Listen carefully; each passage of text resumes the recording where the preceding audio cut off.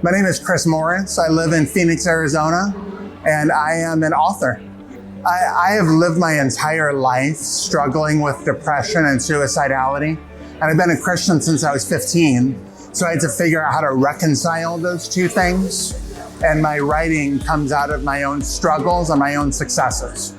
My favorite part of being a Northern student was probably the connection that I made with other students, especially during the week-long intensives.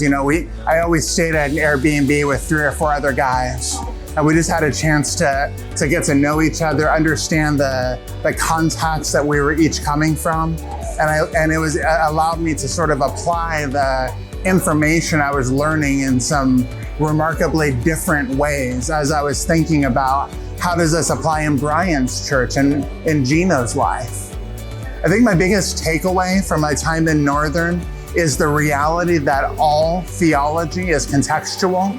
You see, I was sort of raised in this environment where you're given the right answers and you're not encouraged to question those answers. And my time at Northern gave me the opportunity to look more broadly at what different voices are saying, come to some different conclusions on a variety of theological concepts.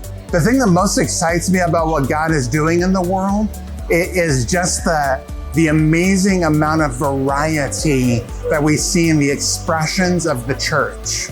We have everything from neighborhood home groups to larger sort of attractional churches, and the Holy Spirit is at work in almost every single one of those, and I love it.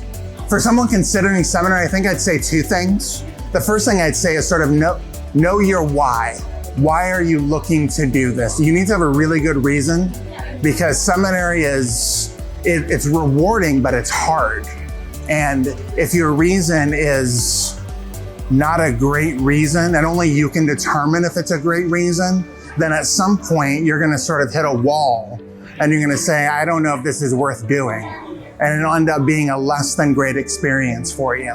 But the second thing I would say after you've sort of considered your why is go for it. There are a lot of people that think, oh, seminary isn't for me because, and they finish that sentence in a bunch of different ways. Almost all of those are invalid though.